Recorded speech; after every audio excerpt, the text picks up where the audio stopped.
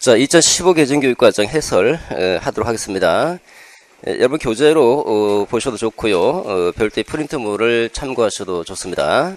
2015 개정교육과정 보도록 하죠. 2015 개정교육과정은 2015년도에 이제 개정 고시된 거고요. 2017년도부터 이제 적용이 되죠. 2017년도 초등학교 1, 2학년 적용이 되고 2018년 올해는 이제 그 초등 1, 2, 3, 4학년과 중1, 고1까지 적용이 되고, 그다음 2019학년도는 초등 1부터 6학년까지 중1, 2, 고1, 2, 2020년도는 전면적으로 초중 고 다 2015 개정교육과정에 적용을 받게 됩니다. 이런 이제 2015 개정교육과정은 뭐 역량을 강조하니까 역량 중심 교육과정이다. Competency Based Curriculum 이렇게 얘기하기도 하고 또 창의 융합형 인재를 지향하기 때문에 창의 융합형 교육이다. 또 고등학교 같은 경우는 좀 문이과 칸막이를 없앤다 그래서 문이과 통합형 교육과정이다. 배움이 즐거운 교육을 추구하기 때문에 배움 중심 교육과정이다. 핵심 개념에 대한 이해를 강조하니까 이해 중심 교육과정이다. 급과 직무 능력 표준을 강조하기 때문에 NCS 기반 교육과정이다. 뭐 여러 가지 명칭으로 불리고 있는데요.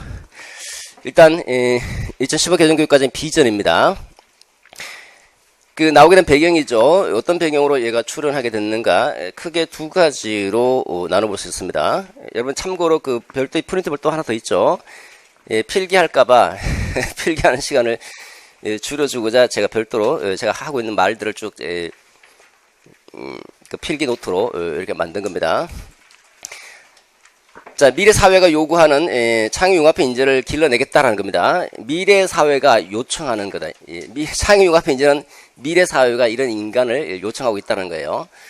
앞으로 이제 미래 사회는 이제 살아가는 학생들이 살아갈 미래 사회는 창의융합형 인재를 요구하고 있다는 겁니다.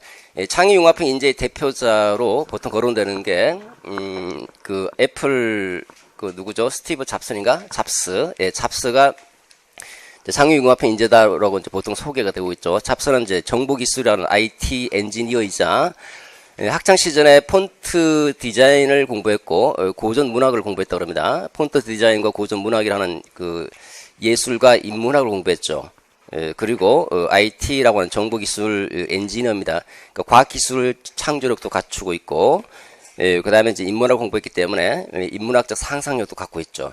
인문학적 상상력과 과학기술 창조를 갖춘 사람이기 때문에 창의융합형 인재의 대표자로 보통 이제 잡스를 거론합니다. 이게 미래사회는 이와 같이 창의적이고 융합적인 인재를 요청하고 있다라고 얘기하고 있고요. 이건 미래사회가 요청하는 것이고, 이제 우리 그 장기적인 우리나라의 교육의 장기적인 과제로 요구되고 있는 게 학습의 질을 좀 개선해서 배움이 즐거운 행복한 학습을 구현하자. 이건 장기적인 과제로 등장하고 있는 배경입니다. 두 가지가 2015 개정교육과정의 이제 비전 등장하게 된 등장 배경이다 이렇게 볼 수 있는데, 행복하게 공부하자. 그러니까 행복한 학습을 강조하기 때문에 배움이 즐겁다라는 겁니다. 배움이 즐거우려면 이제 학습의 질을 개선해야 되겠죠. 학습 양을 적정화시키고 학습의 질을 개선해서 행복하게 학습하다. 그래서 배움 중심 학습이다. 그러니까 배움 중심 교육과정이다 이렇게 얘기도 하죠. 창의융합형 인재를 강조하니까 창의융합형 교육과정이다 이렇게 얘기하기도 하고, 창의융합형 인재를 양성하기 위해서는 이제 창의성, 융합적인 측면이니까 문이과 자체를 없애야 되는 거죠. 사실 초등학교, 중학교까지는 문이과 자체가 없어야 해. 우리가 이제 문이과 통합형 교육과정을 할 때는 그때는 이제 고등학교를 지칭하는 겁니다. 고등학교는 문과 이과로 나눠져 있으니까 문이과 통합을 하자. 그래서 교육과정 자체에서 아예 처음부터 문이과 통합형으로 만들겠다. 고등학교를 염두에 두고 이제 문이과 통합형이라는 이제 얘기를 합니다. 문이과 통합형 교육과정을 하면 2015 개정교육과정을 그대로 보여주기는 조금 한계겠죠. 그러니까 고등학교와 관련된 부분이니까. 그래서 먼저 공통 과목, 뭐 국어, 영어, 수학, 사회, 과학, 뭐 한국사 이런 것들 공통 과목도 두고, 그 다음에 통합사회, 뭐 통합과학 이렇게 두고 있습니다. 통합사회는 그 사회 현상을 통합적으로 이해하기 위해서 통합사회라고 하는 과목을 또 만들었고요. 그래서 고등학생 그 자연계열 학생들도 통합사회를 배워야 되고, 인문계 학생은 또 그 통합과학을 배워야 되죠. 통합과학은 자연 현상을 통합적으로 이해하자는 통합적으로 이해할 수 있도록 통합사회와 통합과학을 마련해 두고 공통과목도 만들어 두고 있습니다. 어쨌든 이런 두 가지 이제 배경 하에서 2015 개정교육과정이 등장하는데, 우리 개정교육과정 전체 쭉 그 문서를 보면 인간상 추구하는 인간상부터 나오죠. 물론 그 첫 번째 보시면 교육과정 성격 나오는데, 이 교육과정 성격은 7차 때부터 지금까지 똑같아요. 그냥 일단 이제 인간 관련해서 보면 먼저 나오는 게 그 2015 개정교육과정에 추구하는 인간상이 먼저 나오게 됐죠. 인간상은 이제 자창 교도입니다. 자주적인 사람, 창의적인 사람, 그다음 교양이 있는 사람, 더불어 사는 사람, 이렇게 자주적이고 창의적이고 교양이 있고 더불어 사는 사람, 이 네 가지를 2015 개정교육과정에 추구하는 인간상이다라고 얘기를 하고 있습니다. 우리 2015 개정교육과정은 그 자체로 액면적으로 볼 필요는 없어요. 요거는 이제 그러니까 참고용으로 액면 그대로 나오지는 않죠. 뭐 초등 교직 논술이면 모르겠지만 우리 중등 교육학 논술에서는 이걸 토대로서 이와 관련되는 이제 교육학적 개념과 원리를 출제하기 때문에 어떤 부분을 좀 더 강조하고 있는가에 이제 초점을 맞추면서 이제 공부하시면 되겠죠. 자, 이런 인간상을 이제 키워내기 위해서 이 인간상이 이제 구현된 게 얘가 인재상으로 이제 구현이 된다는 겁니다. 이렇게 구현하면 이제 인재상은 바른 인성을 갖춘 창의융합형 인재가 2015 개정교육과정이 지향하고자 하는 인재상이고, 2015 개정교육과정의 교육의 목표이자 주요 방향이다라고 볼 수 있는데, 2015 개정교육과정의 주요 방향, 주요 목표는 바로 창의융합형 인재를 키워내겠다는 겁니다. 창의융합형 인재, 인성을 갖춘 창의융합형 인재 키우겠다는 겁니다. 인성.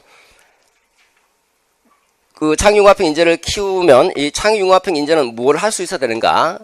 이제 무엇을 할 수 있어야 되는 것과 관련해서 보면 창의융합형 인재는 이와 같은 역량을 갖추고 있어야 된다. 총론에서는 핵심 역량을 강조하고 있고요. 또 교과 교육과정에서는 이제 교과 역량을 강조하고 있습니다. 이렇게 인재상이 이제 조금 더 구체화된 게 역량이다라고 볼 수 있죠. 이렇게 창의융합형 인재는 이런 역량을 갖추어야 된다는 거예요. 또 창의융합형 인재는 이런 역량을 발휘할 수 있어야 된다는 이 역량은 창공의 의지심자, 창의적인 사고를 할 수 있어야 되고요. 그 다음에 공동체 역량도 갖추어야 되고, 그다음 의사소통 역량, 지식정보 처리 역량, 그리고 심리적 감성 역량, 자기관리 역량, 순서는 상관없습니다. 이렇게 6가지 역량을 갖추는 것이 창의융합형 인재다. 그러니까 창의융합형 인재는 이런 것들을 할 수 있어야 된다. 이런 것들을. 어떤 것을 아는가가 아니라 무엇을 할 수 있는가. 역량이라고 하는 것은 실제적 삶 또는 사회적 삶 속에서 무언가를 할 수 있는 능력, 또는 무언가를 할 수 있는 수행 능력을 의미하는 것이고, 이 무언가를 할 수 있는 이 역량 속에는 지식과 기능, 태도, 동기 전체를 아우르는 총체다라고 얘기를 하죠. 그게 역량입니다. 그래서 창의융합형 인재라고 하는 이게 이제 educated man이죠. 교육받은 사람이라고 하는 것은 이제 창의융합형 인재라고 볼 수 있겠고, 이 교육받은 사람은 바로 이와 같은 것들을 할 수 있어야 된다는, 그래서 창의적인 사고를 할 수 있어야 되겠죠. 그래서 폭넓은 기초 지식을 배경으로 해서 여러 가지 지식과 정보들을 서로 융합시켜서, 서로 통합시켜서 새로운 것들을 창출할 수 있는 창의적 사고 역량도 갖춰야 되고, 공동체 역량도 갖춰야 돼요. 공동체 하나의 구성원으로서, 그러니까 지역의 구성원, 뭐 국가, 세계의 구성원으로서 그 구성원들이 요구되는 가치와 태도가 있다라는 거죠. 그 가치와 태도를 갖고, 그리고 그 공동체 발전에 기여할 수 있는 이런 공동체 역량도 갖추고, 의사소통 역량이죠. 자신의 그 감정, 의사를 표현할 수 있어야 되겠죠. 자신의 의견을 논리적으로 표현하고, 자신의 감정을 절제해서 표현할 수 있고, 상대방의 의견을 존중할 수 있는 이런 의사소통 역량이란지 지식과 정보를 초래할 수 있는 21세기 지식기반 사회에서는 지식이 폭발적으로 증가하니까 문제를 해결하기 위해서는 지식과 정보를 활용하고 처리할 수 있는 그 지식정보 처리 역량도 요구되고요. 신비적 아름다운 감성도 갖추다는 거죠. 인간에 대한 아름다운 감성, 인간에 대한 공감적 이해, 그다음 문화에 대한 폭넓은 감수성을 갖추고, 그래서 삶의 의미와 가치를 추구할 수 있는 신비적 감성 역량. 그럼 자기 주도적 삶을 살아야 되죠. 자기 주도적 삶을 살도록 자기 관리를 할 수 있어야 된다. 자기를 관리하기 위해서는 일단 내가 누구인지를 알아야 돼. 자기 주도적으로 살기 위해서는 내가 누구인지, 내가 뭘 잘할 수 있는지를 알아야 되죠. 내가 누구인지, 내가 뭘 잘할 수 있는지, 자신의 자기가 누구인지 자신의 존재의 의미와 그 다음에 진로를 확인할 수 있는, 요거는 이제 정체성과 관련되죠. 자기 정체성도 갖추고 자신감을 갖고 자신의 미래 삶과 진로를 개척할 수 있는, 개척하면서 자기 주도적으로 삶을 살 수 있도록 자기 관리 역량, 요렇게 6가지를 총론에서는 핵심 역량으로 규정하고 있고, 요 핵심 역량은 일단 알아두셔야 되겠죠. 이 정도는 핵심 역량.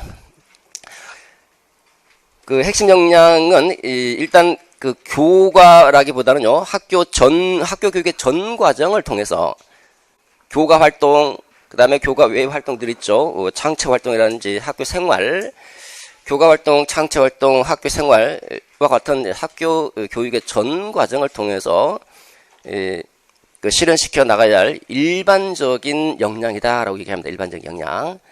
일반적인 역량은 교과에서는 또 교과 역량으로 다시 반영이 됩니다. 각 교과별로 이제 교과 역량이 반영되죠. 이 교과 역량은 교과와 관련된 특수한 역량이죠. 요게 교과 속으로 이제 스며듭니다. 국어과에서 요구하고 있는 국어과 교과의 특수한 역량이 있고, 수학과에서 요구하는 수학과 교과의 특수한 역량이 있다는 거죠. 그 교과와 관련된 특수한 역량을 교과 역량이다, 이렇게 얘기합니다. 자, 거기 프린트 1페이지 또는 교재를 보시면 첫 번째 추구한 인간상이라고 되어 있죠. 인간이라고 하는 게 이제 일단 그 인간상 이전에 이제 우리가 보통 얘기하는 게 이제 또 인간이 하나 더 있잖아요. 그죠? 홍익인간이라고 하는 그 인간이 하나 더 있습니다. 홍익인간. 널리 이 인간을, 그 세계를 이롭게 한다라는 홍익인간. 그 인간이 있고, 그 인간 밑에 인간상, 2015 개정교육과정에 추구하는 인간상, 자창교도 이 인간상이 있고요.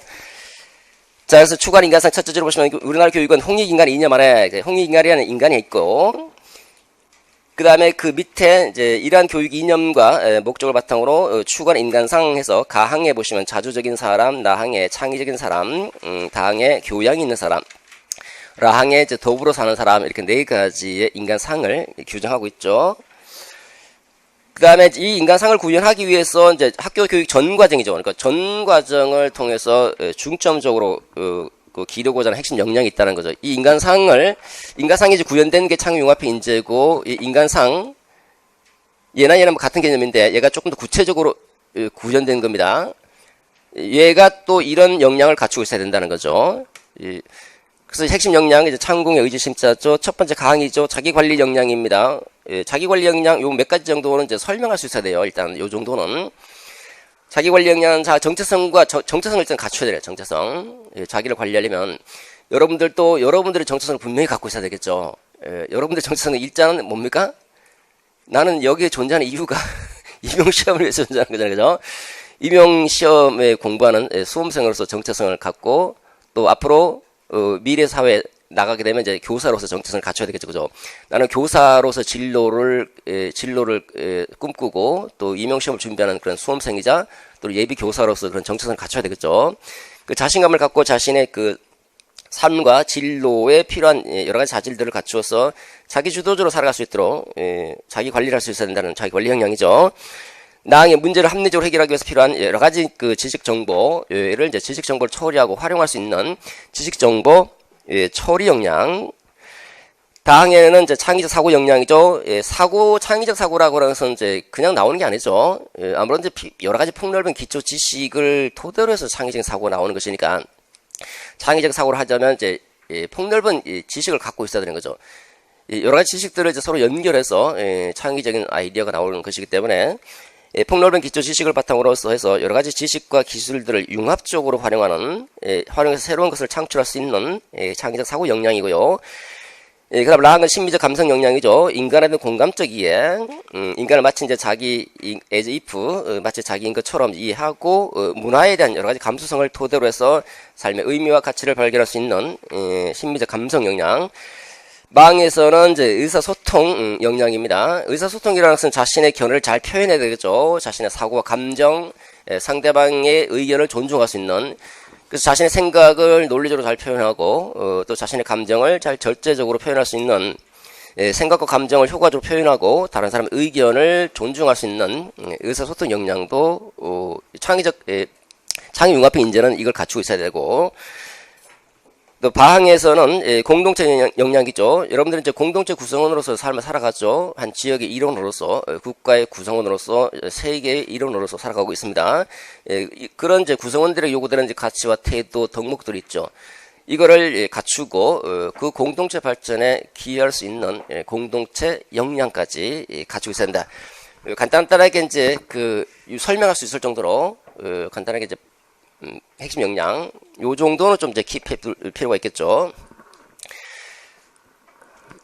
자, 역량입니다. 그 다음에 창의융합형 인재다라고 하는 거. 그러면 창의융합형 인재가 도대체 뭔가? 그러니까 창의융합형 인재, 이 창의와 융합을 결합한 거예요. 합성어, 합성어. 창의성 개념과 융합이라는 두 가지 개념을 합성해서 창의융합형 인재를 만든다라고 하는 건데, 이 창의라고 하는 개념은 일단은 창의라고 하는 것은 이제 뭔가를 새로 어떤 것들을 서로 서로 연결하고 관련지어서 또는 결합시켜서 새로운 것을 만들어내는 거잖아요. 창의가. 그러니까 자석 필통이 만들어지는 것도 자석이라고 하는 것과 필통을 서로 연결지어서 결합시켜서 자석 필통이 만들어지는 거죠. 창의적 특징 중에서 조직성, 재구성력과 관련되는 부분이죠. 그래서 창의성이라는 개념은 연결시킨다, 결합한다라는 의미가 이 속에 들어가 있거든요. 결합한다. 그래서 뭔가를 새로운 것을 만들어낸다는 거고, 융합이라는 말은, 융합은 마찬가지, 융합도 믹스시킨다는 믹스. 이것저것 서로 믹스시킨다는 영어로 보면 이제 멜팅, 녹인다는 거면 서로 믹스시켜서. 그러니까, 믹스시키는 것이기 때문에 이것도 어떤 여러 가지 것들을 서로 연결하고 또는 결합해서 또는 통합한다는 그런 이제 개념적 의미가 이 속에 포함이 되어 있습니다. 공통적으로 보면 합성의지만 공통적으로는 이제 뭔가를 결합시킨다, 연결시킨다는 의미를 갖고 있죠. 그래서 또 이거를 토대로 해서 뭔가를 새로운 것을 창출한다는 그런 의미를 갖고 있어요. 우리가 창의를 하기 위해서는 창의를 발휘하기 위해서는 여러 가지 지식들을 서로 연결지어서 새로운 지식을 만들어내야 되겠죠. 새로운 지식을 만들어내고 또 융합은 또 마찬가지로 여러 가지 것들을 또 융합시켜서 새로운 것들을 뭔가를 만들어내야 되는 거죠. 창의융합형 인재를 이렇게 정의를 내립니다. 그래서 일단 인문학적 상상력과 과학기술 창조력을 둘 다 겸비하고 나아가서 새로운 지식을 창조하고 다양한 지식을 융합해서 새로운 가치를 창출하는 인간, 이 인간을 창의융합형 인재다라고 얘기를 합니다. 창의융합형 인재는 기본적으로는 이제 뭔가를 서로 연결시켜서 새로운 지식을 창의죠. 융합은 새로운 지식을 융합시키는 거죠. 그래서 뭔가를 가치를 새로운 걸 창출하는 거. 그럼 공통적으로는 연결시키고 뭔가를 새로운 걸 만들어낸다는 거예요. 이게 창의융합형 인재라고 하는 건데, 요거를 위해서는 이제 이게 필요하다는 거예요. 인문학적 상상력과 과학기술 창조력, 마치 잡스처럼 인문 교양도 갖추고 있어야 되고, 과학기술적인 기초 소양도 갖추고 있어야 된다는 겁니다. 두 가지가 다 겸비한다. 한쪽으로 치우쳐서는 안 된다는 거예요. 둘 다. 그러니까 인문학적 상상력과 과학기술 창조력. 그렇기 때문에 고등학교 같은 경우는 이제 초등학교고 중학교는 문이과 공통이에요. 그야말로 문이과 자체가 없죠. 그냥 공통으로 배우는 거예요. 그냥. 고등학교는 이제 문과 이과가 나눠지니까 아까 말씀드린 대로 이제 공통 과목이라는 것들을 이제 두고 그다음에 이제 통합 사회와 통합 과학을 두고 이렇게 이제 두 가지 다 기초 소양을 좀 갖추자는 인문 사회에 대한 기초 소양을 갖추고 과학 기술에 대한 기초 소양을 갖추자라는 겁니다. 두 가지. 자, 이렇게 보면 이제 우리가 이제 인재상을 보면 바로 인성을 갖춘 창의융합형 인재잖아요. 어떻게 보면 이제 인성이라고 하는 것을 좀 강조하죠. 마음을 좀 강조한 하트. 그리고 인문학적 상상력은 이제 상상력이죠. 헤드죠. 그죠? 헤드. 과학기술 창조력은 이제 기술과 관련됐죠. 이렇게 3H를 강조하는 사람이 이제 페스탈로치죠. 페스탈로치와도 어느 정도 연관되어 있고요. 우리가 루소 교육사를 보면 루소는 자연주의 교육 사상가죠. 자연주의적인 교육관을 표방하는 사람인데, 인간은 타고난 자연성이 있고 그 타고난 자연성을 발현시켜줘서 전인적 인간을 만들어내자는 건데, 이때 자연성이라는 것이 도대체 무엇인지 구체적으로 얘기를 하지는 않죠. 그죠? 요 루소에 이어서 루소의 그 이론적 사상을 이어서 나오는 사람이 이제 개발주의자. 이 개발주의자가 대표자가 지금 얘기한 거죠. 페스탈로치라든지 헤르바르트라든지 프로에벨 이런 사람들이 이 자연성의 의미를 조금 더 구체화시킵니다. 뭘 개발하느냐? 페스탈로치는 이렇게 3H를 한쪽으로 치우치지 않는다는 거예요. 세 가지가 조화로운 3H의 조화로운 전인적 인간을 만들어내겠다. 이 전인적 인간을 만들어내면서 사회 불평등을 개혁하겠다는 거예요. 예. 이 사람은 이 사람이 그 엄마 자체가 이제 뭐랄까 이제 복지가 뭔가 사회 복지하는 그런 사회 사업가였죠. 아버지는 뭐 의사였지만 그 다음에 이제 그 당시에 이제 그 물질 풍요 속에서 이제 그 빈곤의 차이가 심해지고 하다 보니까 불평등을 개혁하기 위해서는 이제 전인적인 인간을 만들어야 되는데 그 전인적 인간을 만들기 위해서는 한쪽으로 치우치지 않는 세 가지 균형 잡힌 인간을 만들겠다. 헤르바르트도 역시 전인교육을 주장하는데 얘는 흥미죠. 다면적 흥미가 한쪽으로 치우치지 않고 다면적인 흥미가 균형 잡힐 수 있도록 다면적 흥미를 통해서 전인교육을 육성하겠다는 이런 걸 개발하자는 거예요. 이 신성을 개발하자는 거 프레펠은 뭐 이런 것들과 이제 이렇게 연관된다고 볼 수 있는데 어쨌든 여러분들은 그 창의융합형 인재라고 하는 개념 이게 뭔지 이 개념은 이제 뭐 이 자체를 조금 물어볼 수는 좀 없겠지만 그래도 좀 숙지해 둘 필요가 있겠죠. 두 가지 인문학적 상상력과 과학기술 창조력을 갖추고 새로운 지식을 창조하면서 다양한 지식을 융합해서 새로운 가치를 창출할 수 있는 이 인간이 창의융합형 인재다.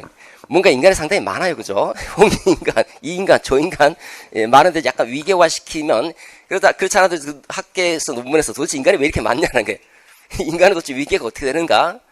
따지는데 홍인간이 제일 앞서고 그 밑에 이제 인간상이 구현시킨 게 창의융합형 인재고 얘가 이런 것들을 할 수 있어야 된다는. 이렇게 보면 이제 그 교육받은 인간이 무엇을 할 수 있는가와 크게 관련되어 있죠.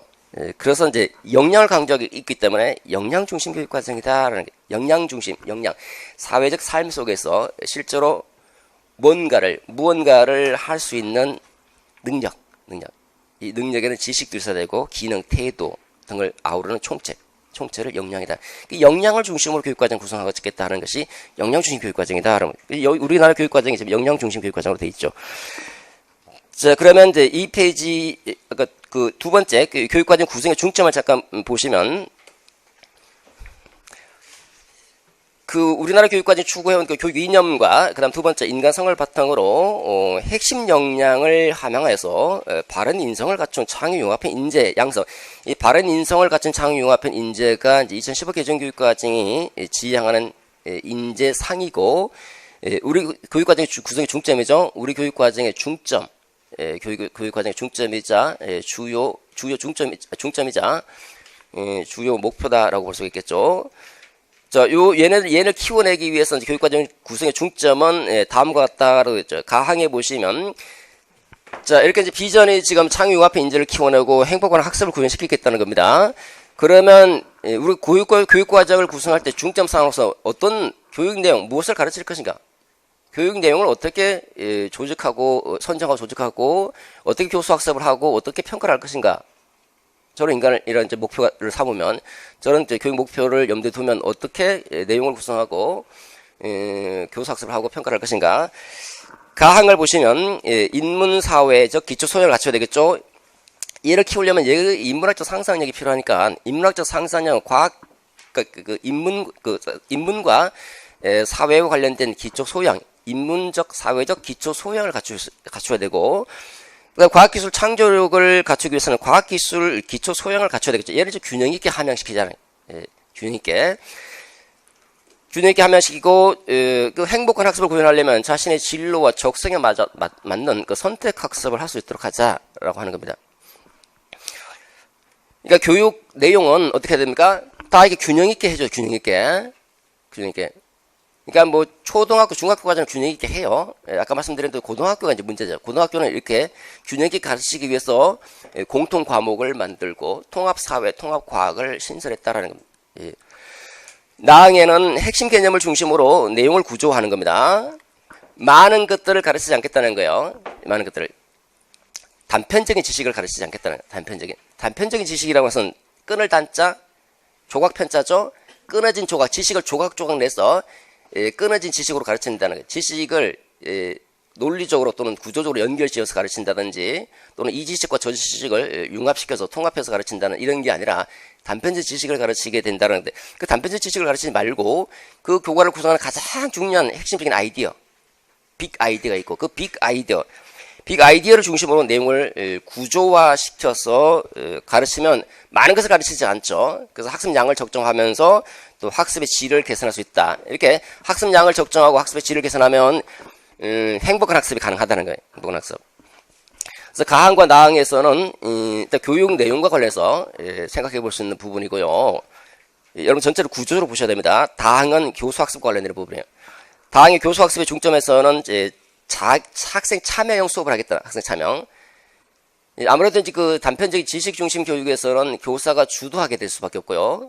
그 단편적인 지식을 주입하고 설명하고 학생들로부터 암기하도록 하죠. 학생은 수동적인 존재가 될 수밖에 없죠. 이게 이제 우리가 교과 중심 교육 과정의 하나의 병폐였죠. 근데 이제 그 여기서는 강조하는 것은 학생이 이제 학습의 주도자가 될 수 있도록 학생 중심 교육을 구현하자는 겁니다. 그러자면 학생 참여형 수업을 할 수밖에 없고 학생 참여형 수업을 하고 자기 주도적으로 학습하면서 학습의 즐거움을 느끼도록 하자. 이렇게 이제 행복한 학습을 하려면 교수 학습 방면에서는 학생 중심으로 수업을 하자. 학생 중심. 구체적으로는 학생 참여형 수업과 자기 주도적 학습을 강조한다라고 볼 수 있겠죠. 라항은 평가와 관련된 중점 사항입니다. 교육 학습의 과정을 중시하는 평가를 강화하자라고 돼 있죠. 요거는 저 종래의 결과 중심의 평가에서 결과뿐만 아니라 학습의 과정까지도 평가하겠다는 것이니까 과정 중심의 평가를 강조한다라고 볼 수 있겠죠. 과정 중심 평가. 그 다음에 이제 마항에는 교육 목표, 내용, 교사수 방법 평가 전체가 일관성을 갖추도록 하자라는 겁니다. 방항에서는 특성화고등학교와 특별히 이제 관련되는 부분이죠. 국가 직무 능력 표준이라는 NCS. 그렇기 때문에 이제 특성화고등학교 같은 경우는 NCS 기반 교육 과정이다 얘기를 하죠. 특성화고등학교를 염두에 두고 있는 분들은 이제 전공 부분에서 NCS와 관련된 부분은 필수적으로 봐야 되는 거잖아요, 그죠? 뭐 출제도 됐고. 자, 다시 한번 정리를 해보시면 지금 내용을 정리해보면. 이렇게 창의융합형 인재를 이제 키워내겠다는 거예요. 창의융합형 인재를 키워내기 위해서는 교육 내용에서 어떤 변화가 나타나야 되는가? 교육 내용에서. 근데 교수 학습은 어떻게 해야 될 것이고, 평가는 어떻게 해야 될 것인지, 저런 인재를 이제 교육 목표로 삼게 된다 그러면 교육 내용은 많은 걸 가르치지 말자는 거죠. 핵심 개념. 이 핵심 개념은 이제 빅 아이디어죠, 빅 아이디어. 빅 아이디어를 중심으로서 학습 내용을 구조화하겠다는 거예요. 학습 내용 또는 이제 교육 내용 또는 학습 내용, 이 내용을 구조화한다. 이 내용을 구조화하게 되면 어떤 효과가 있느냐? 빅 아이디어, 우리가 만약에 이게 이제 수업 설계한다 그러면 이제 빅 아이디어를 중심으로 구조해서 여기에 대한 심원 이해를 강조하는 것이 바로 백워드 설계 모형이죠. 백워드 설계 모형은 성취 기준에서 강조하고 있는 핵심 개념을 중심으로 목표 설정한 다음에 그 개념에 대한 심원, 영속적 이해를 강조하는 형태로 목표를 설정하고 평가를 계획한 다음에 그 다음에 학습 경험과 수업 활동을 계획하죠. 수업 활동 계획입니다. 수업 설계를 할 때 얘에 이제 근거를 두고 수업을 설계하겠죠. 이렇게 되면 이제 전체적인 그림이 먼저 그려져요. 우리가 백워드 설계라고 하는 것은 예를 들어 부산에서 서울 갈 때 부산에서 서울까지 쭉 순차적으로 가는 것이 아니라 먼저 서울을 먼저 보여주는 거예요. 전체 큰 그림을 먼저 보여주고 그 다음에 이제 순차적으로 쭉 갈 수 있도록 하는 거죠. 그러니까 이렇게 이제 핵심 개념을 중심으로 교육 내용을 구조하게 되면 큰 그림, 빅픽처, 큰 그림에 대한 이해, 깊이 있는 이해, 심오한 이해가 가능해요. 심오한 이해가 가능하기 때문에 이제 만약에 2015 개정교육 과정에 따라서 수업을 설계한다 그러면 백워드 설계 방식에 따라서 understanding by design 형태로 디자인을 통한 수업 설계를 통한 학생들의 이해를 강조하는 형태로 수업을 설계해야 되죠. 여러분들이 우리가 이제 공부했던 것처럼 백워드 설계 모형에 따라서 백워드 설계 모형은 2015 개정교육 과정을 배경에 두고 출제가 됐지만 지금 이제 전면적으로 시행되고 있는, 지금 이제 단계적으로 시행되고 있는 이 마당에 또 한 번 또 출제될 가능성도 있고요. 중요한 파트라고 볼 수 있겠죠. 이런 이해를 강조하고, 그 다음에 얘의 내용 핵심 개념들을 서로 이제 연계를 시켜서 이 지식을 통합시키고 또 융합적인 사고를 하자. 융합적인 사고. 융합적인 사고를 가능하다.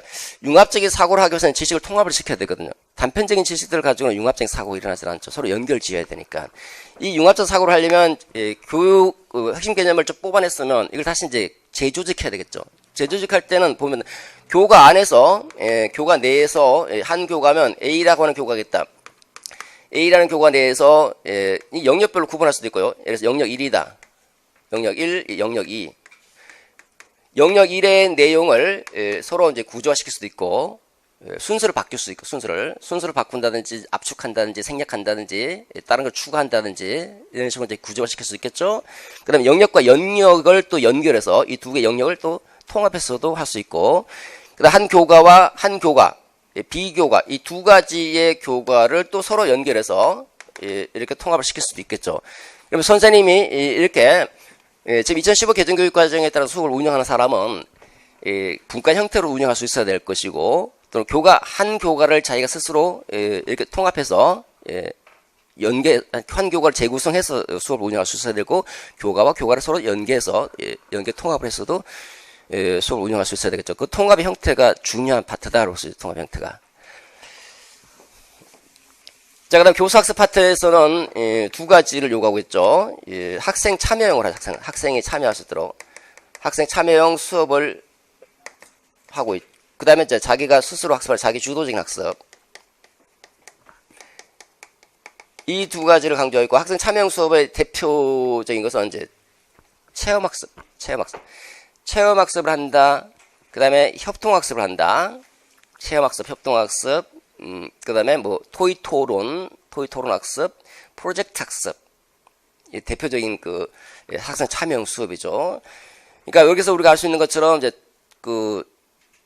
토의토론이라든지, 토의토론은 어떤 전공에서는 이제 버섯 토의가 나왔죠, 그죠?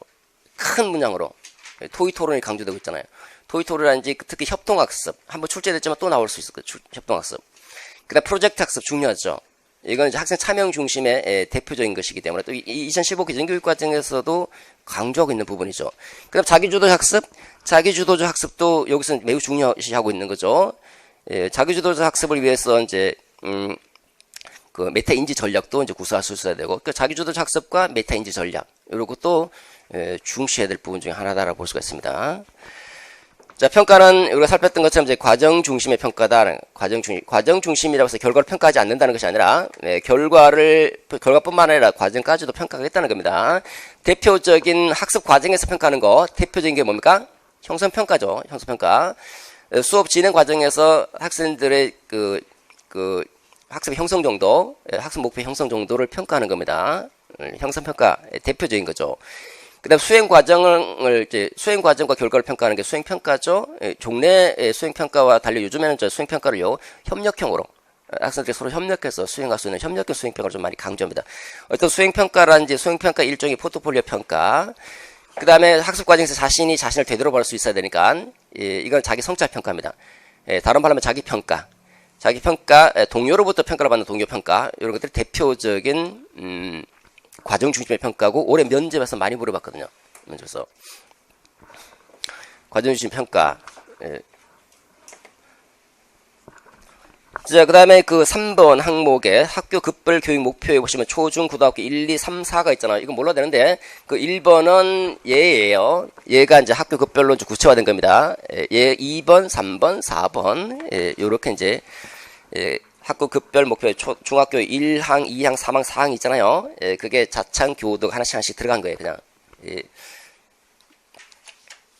넘기겠습니다. 그 다음에 1번에 학교 급별 교육과정 편성 운영의 기준에 기본 사항이 있죠. 참고용으로 잠깐 보도록 하겠습니다. 가항에 보면 초1부터 중3까지가 공통교육과정이고, 고등학교는 선택중심교육과정이에요. 선택중심교육과정. 2007 개정에서 선택중심교육과정 했다가, 2009 개정에서 선택교육과정 했다가, 다시 2015 개정에서 선택중심교육과정으로 표현이 중심이 들어가고 안 들어가고, 요거 이제 객관식 용도로는 나와요. 실제로 이제 그 공무원 시험에서도 나왔고, 근데 우리는 객관 시험을 하는 게 아니거든요. 예, 선택 중심 교육 과정이다 하는 게 있고요. 공통 교육 과정이 있고 선택 중심 교육 과정이고 나항에는 학년 군을 설정한다라고 되어 있잖아요. 예, 교육 과정을 유연하게 편성 운영할 수 있도록 학년 군, 예, 저 뒤에 이제 해설이 있을 텐데 학년 군입니다. 학년을 군별로 묶는 거예요. 묶는 거. 이거는 이제 그 교육 과정 운용의 경지성을 탈피하고 유연성을 확보하기 위해서 유연성. 군으로 묶으면 유연하게 교육과정 운영할 수 있거든요. 초등학교는 1, 2 하나의 군, 3, 4, 5, 6 세 개 군으로 묶어져 있고 중학교는 1, 2, 3이 하나의 군, 고등학교는 또 1, 2, 3이 하나의 군으로 묶어져 있거든요. 하나의 군으로 묶어서 그 군 안에서 자유롭게 그 교육이 가능해요. 예를 들어서 2학년 거를 1학년 넘어도 됩니다. 군이니까. 그렇기 때문에 집중 이수가 가능하게 됩니다. 집중 이수. 미리 2학년 걸 미리 앞당겨서 뭐 1학년 때 집중적으로 이수할 수도 있게 되고요. 자, 학력군이 가능하고 다항에 보시면 이제 교과군으로 재분류하죠. 교과군. 목적이 근접하다, 탐구 방법이 인접했다, 생활 양식이 서로 연관돼 있다. 그러면 이제 교과군으로 재분류한다라는 겁니다. 주로 이제 사회와 도덕이 하나의 교과군으로 분류가 되어 있고요. 그다음에 이제 과학과 초등은 이제 실과, 중등은 기술 가정, 과학기술 과정이 하나의 교과군이죠. 예술 교과군도 있죠. 미술과 음악, 이게 예술 교과군. 이런 식으로 교과군을 이제 묶어서 교과군으로 묶어서 교과군 제도가 나와 있고, 그다음에 방항에 보시면 집중 이수가 나와 있죠. 집중적으로 이수해서 학습 부담을 줄이겠다는 거다. 학습 부담을 적정화시키고 학습 부담이 줄어들면 이제 의미 있는 학습이 가능해지죠. 그래서 이제 학기당 이수해야 될 교과목 수를 조정할 수 있도록 한다. 예를 들어서 10개 교과를 중학교 1학년에서 이수해야 한다 그러면 10개 교과를 이수하고 이수할 때 10개 교과, 중학교 2학년 때도 10개 교과로 이수해야 한다. 그러면 중학교 2학년 때 배워야 될 그 교과목 수 하나를 1학년으로 똑같이 10개잖아요. 예를 들어 도덕이다. 중학교 2학년 때도 도덕 배우잖아요. 그죠? 그 도덕을 1학년 때 집중적으로 이수해버리는 거예요. 2학년 때는 한 과목 빠지니까 9개가 되잖아요. 그죠? 이렇게 집중 이수할 수 있다. 학기당 이수 과목 수를 줄일 수 있다는. 그러면 이제, 의미 있는 학습이 가능해진다. 뭐. 근데 이제 이게 이제 남용이 되는 거죠. 그죠? 우리가 이제 플러스 마이너스 20% 증감할 수 있거든요. 수업 실수를. 20% 증감할 수 있으니까 별로 안 중요한 거는 20% 빼버리고, 중요한 주지교과는 20% 늘리고, 또 별로 안 중요한 밑학년에서 집중 이수해버리고 그렇게 되면 입시 중심에 이제 철저하게 입시 중심의 노예로 전락될 수도 있는 그런 우려도 있죠. 제 친구가 이제 관여했는데 좀 바보 같은 짓을 하고 있었죠. 그 다음에 4번에 봅시다. 학교 교육과정 편성 운영입니다. 거기에 1번에 이제 기본사항 있죠. 기본사항. 요거는 이제 학교 교육과정 편성 운영입니다. 그러니까 학교 교육과정을 이제 만드는 거예요. 학교 교육과정, 그래서 스킬백의 학교 중심 교육과정이 있죠, 그죠? 그거와 연관해서 좀 보시면 됩니다. 일단 가항은 학교 교육과정이니까 이 교육과정을 바탕으로 다시 말해서 2015 개정교육과정, 국가수준교육과정을 근거로 해서 학교 실정에 맞는 학교 교육과정을 편성 운영하도록 돼 있죠, 그죠? 그러니까 교육과정 결정 방식으로는 절충형이죠. 절충형을 지향한다라고 볼 수 있겠고요. 또 학교 실정에 맞도록 교육과정 편성 운영할 수 있으니까 교육과정의 실행에서는 충실도 관점을 따를 필요가 없다는 거예요. 충실도 관점을 따를 필요가 없고 상호 적응 관점이나 또는 뭐 생성 관점으로 조금 이제 벗어날 수도 있지만 자유학기제 같은 경우는 이제 생성 관점 얼마든지 요구할 수도 있죠, 그죠? 그 다음에 학교 실정에 맞는 교육과정을 개발하는 겁니다. 다항에 보시면 모든 교원이 전문성을 발휘해서 참여해야 된다. 전문성을 발휘해서 참여하자. 랑에서는 뭐 첫째 줄 끝에 있죠. 학교교육과정위원회, 교육과정위원회, 학교교육과정위원회를 구성해서 자문 역할을 담당하도록 하자. 망에 둘째 줄에 보시면 교육 여건과 환경을 충분히 반영하도록 하자. 학교 교원의 조직, 학생 실태, 학부모 요구, 지역사회 실정, 교육시설 설비. 자, 우리가 스킬백의 학교 중심 교육과정을 개발할 때 처음에 하는 단계가 목표 설정 이전에 상황 분석부터 하잖아요. 그죠? 학교를 둘러싸고 내적, 외적 상황 요인에 대한 분석이고 그 요인을 분석을 토대로 해서 예상되는 학습 결과인 학습 목표를 진술하도록 되어 있죠. 그러니까 이 스킬백의 학교 중심 교육과정의 특징이자 장점은 뭡니까? 학교의 여러 가지 상황 변인들을 현실적인 상황을 고려할 수 있다는 거고 또 학교의 특성이 교육과정에 반영된다는 거죠. 또 자율적이고 창의적인 독특한 학교 교육과정이 개발될 수 있다는 거. 넘어가겠습니다. 2번 항목입니다. 교수학습과 관련해서. 자, 교수학습과 관련해서는, 학교는, 요 교수학습 파트는 2017학년도, 초등교직 논술에서 출제가 됐습니다. 초등교직 논술은 아무래도 그 교육과정 그 문서 그대로 출제될 가능성이 있죠. 여러분들 그렇게 출제될 가능성이 거의 없다고 볼 수 있습니다. 강을 보시면 교과목별 성취 기준에 따라서 교수학습이 이루어지도록 하라는 거죠. 자, 교과목별 성취 기준을 강조하고 있죠. 성취 기준 중심의 교수학습을 하라는 거예요. 성취 기준 중심에 만약에 교수학습을 하기 위해서 내가 교육과정을 개발하겠다. 선생님이 수업을 하겠다. 수업을 설계하겠다. 그럼 뭘 기준으로 수업을 설계하라는 겁니까? 성취 기준 중심으로 수업을 설계하라는 거죠. 그럼 어떻게 설계해야 됩니까? 백워드 방식으로 설계할 수. 그래서 백워드 설계 방식이 이 교육과정을 근거로 해서 백워드 설계 방식이 여러 가지 논문들이 참 많이 나와 있어요. 아니. 백워드 설계 방식은 이제 발언의 결과의 확인, 수용 가능한 증거 결정, 그다음에 수업 계획이죠. 학습 경험과 수업의 계획, 수업 활동을 계획하는 겁니다. 학습 경험과 수업의 계획. 바수학 형태로 전개되죠. 목표 설정할 때 성취 기준이 여기 반영이 되는 교과서 중심에서 탈피해서 국가 성취 기준을 중심으로서 목표를 설정하고 그 다음에 이제 증거를 결정한다면 그리고 이제 여러분들이 하는 이제 디자인, 수업 설계를 하죠. 수업 설계.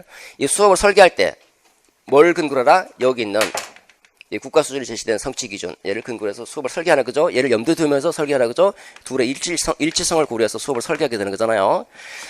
이렇게 하니까 이제 여기서 우리가 알 수 있는 건 야 정말 이게 백워드 설계 방식이 2015 개정교육과정 밀접하게 관련되어 있고 이 개념에 대한 영속적 이해를 강조하니까 백워드 설계 방식이 정말 밀접하게 관련되어 있다는 것을 확인할 수 있게 되는 거죠. 한번 출제됐지만 여전히 중요하다는 것을 이제 확인할 수 있을 것이고 그러면 어떻게 할 것인가? 1번, 2번, 3번 항목 있잖아요. 이건 교육 내용과 관련되는 거예요. 내용 그 구조적으로 보십시오. 1, 2, 3번은 교육 내용이고 4번, 5번, 6번, 7번, 8번 항목은 교수 학습 파트. 그 다음 별도의 3번 평가 파트가 따로 있죠. 자, 1번, 2번, 3번 교육 내용과 관련해서 보면 이제 다르게 표현하면 이제 교육 과정이 될 수 있고 교육 내용을 보면 단편적인 지식의 암기를 지향하라는 거잖아요. 이렇게 이제 창의융합형 인재를 키우고 행복한 학습을 구현하기 위해서는 단편적 지식으로는 이제 안 된다는 거예요. 단편적인 지식의 습득으로는 융합적인 인재를 키워낼 수 없다는 거죠. 융합적인 사고를 할 수 있는 인재를 키워낼 수 없고 또 학생들은 이제 그 배움이 즐겁지도 못하다는 겁니다. 그래서 이런 그 비전에 따라서 교육 내용을 구성할 때는 핵심 개념 중심으로 하는 핵심 개념 중심으로 해서 그 개념에 대한 심오한 이해, 깊이 있는 이해, 백워드에 따른 영속적 이해를 강조하는 식으로 교육 학습 경험을 설계하라는 겁니다. 1번 항목의 핵심 개념이죠. 핵심 개념과 일반화된 지식 여기에 대한 심층적 이해에 중점을 둔다라고 되어 있죠. 그 초등 교직 논술에 보면 사례형으로 이렇게 나와 있는데 이제는 단편적 지식의 암기가 강조되지는 않는다. 이와 관련해서 교수 학습의 중점사항 쓰라 그러면 이 단편적 지식을 단편적 지식에 대한 암기가 아니라 뭐예요? 핵심 개념에 대한 깊이 있는 이해, 심오한 이해를 강조하는 식으로 교수 학습을 설계해야 된다는 거예요. 두 번째 항목입니다. 2번 항목 개념이죠. 마찬가지로 핵심 개념과 그 개념을 중심으로서 해서 그것을 알고 할 수 있는 이 발언 결과의 확인에서는 이해를 강조하죠. 목표 설정하고 그 다음에 영속적 이해, 본질적 질문이 있고 그 다음에 지식과 기능이잖아요. 그죠? 무엇을 알고 무엇을 할 수 있어야 될 것인가. 이 수업의 결과 지식과 기능을 습득해야 된다는데 이런 이제 지식과 기능, 개념과 지식과 기능을 발달 단계에 따라서 폭과 깊이를 심화할 수 있도록 체계적으로 디자인하라. 이게 이제 그 요구에서 초등 교직 논술에서는 참고로 초등 교직 논술에서는 그저 수업 시간 그러니까 그냥 정해져 있는 그 수업 시간 진행 과정에 따라서 그대로 가르치지 말고 좀 뭔가 좀 다르게 가르치자. 학생의 수준을 좀 고려하자. 그런 얘기가 나옵니다. 그러니까 여기서 보시면 학생의 수준을 고려하자라고 되어 있잖아요. 발달 수준. 이 발달 단계를 고려해서 계속 폭과 깊이를 더해갈 수 있도록 점점 더 폭과 깊이를 더해갈 수 있도록 어떻게 보면 교육 내용을 조직할 때 계열성을 고려해서 설계하라는 거죠. 그 다음에 세 번째는 융합적 사고를 기를 수 있도록 교과 간 내용의 연계성을 고려하자. 선생님의 재조직하라는 게 재조직하라. 아까 융합적 사고를 키울 수 있도록 이렇게 이제 교과 내에서 또는 교과 간에 통합을 시도할 수 있어야 된다고 하는 겁니다. 통합을. 그러니까 이제 그 초등 교직 논술에서는 사례로 이렇게 나왔죠. 교과의 울타리에 갇히지 말자. 교과의 울타리에 갇히지 말자. 다르게 표현하면 이제 서로 연계하자, 통합하자는 얘기잖아요. 그러니까 이와 관련될 수 있는 답안은 저 다번 항목이죠. 다번 항목. 다번인가? 3번 항목. 교과 내 연계성, 통합하자 이런 얘기가 나오줘야지 답이죠. 초등 교직 논술 답이 딱딱딱 정해져 있어요. 보면. 자, 교육 내용과 관련해서 생각해 볼 수 있는 부분이고 교수학습 파트입니다. 학생 참여에 아까 중점을 둔다고 그랬잖아요. 그럼 교수학습을 설계할 때는 예와 예를 잘 설계할 수 있어야 되겠죠. 학생 참여형 수업은 아까 말씀드린 대로 체험학습을 한다든지, 그 다음에 협동학습을 한다든지, 토의 토론 학습, 프로젝트 학습, 뭐 이런 것들 대표적인 예라고 볼 수 있겠죠. 4번 항목입니다. 실험학습, 실습학습, 실험실습, 뭐 관찰 등 체험 활동이 충분히 체험 활동을 강조하겠죠. 체험학습. 이게 체험을 해야 돼요. 아니, 역량을 키우려고 하는데, 역량을 키우려는데 선생님이 설명한다고 역량이 키워질까요? 수영에 대한 역량을 키우려고 그래요. 수행할 수 있는 능력. 역량이 뭐라고 했습니까? 실제 삶 속에서, 실제 수영에서 수영할 수 있는 능력을 키워줘야 되는데, 수영이란 이런 것이 영법에 대해 설명하고, 한번 물에 들어가서 해봐. 돼요? 안 되죠, 그죠? 자기가 직접 수영해봐야, 지식을 갖추고 실제 수영해봐야 되는 게 이거는. 실제로 참여해야 되는 게 실제로. 학생 중심으로 해야지만 저 역량이 키워지는 거예요.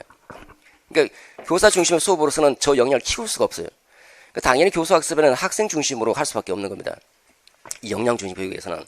그래서 이제 체험학습을 한다든지 5번 항목을 보시면 개별 활동도 하면서 동시에 소집단 활동을 통해서 협동학습의 경험을 제공한다고 돼 있죠. 그죠? 협동학습. 그러니까 올해 나왔던 PBL 같은 경우도 이제 그 약간 협동학습 형태죠. 그죠? 개별 학습도 진행하고 그다음에 협동학습도 진행하는 거. 네, 협동학습은 한번 출제가 됐지만 여전히 중요하다.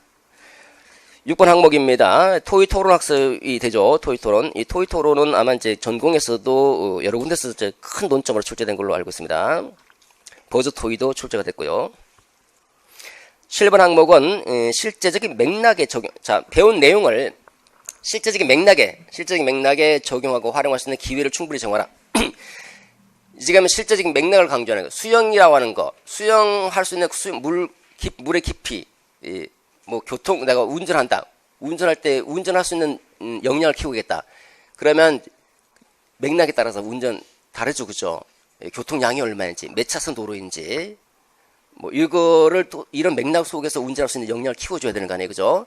그러니까 우리가 배운 내용을 실제로 뭔가를 활용할 수 있는 능력을 키워주기 위해서는 맥락을 거부해서는 안 되는 거예요.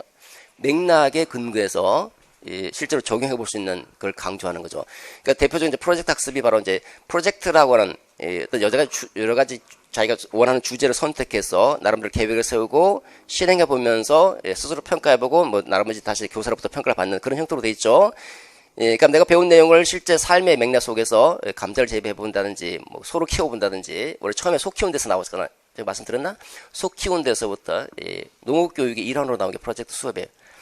그 프로젝트와 같이 이렇게 실제적인 맥락 속에서 적용해보는 것, 대표적인 이제 프로젝트 학습이라고 볼 수 있겠죠. 그 다음 구성주의라고 하는 것도 이제 구성주의라고 하는 그 지식을 구성하고 있는 그런 맥락에서 지식을 구성하도록 하는 거죠. 그 다음에 이제 그 8번은 이제 스스로 학습 과정과 전략을 점검해본다라고 돼 있잖아요. 점검해본다.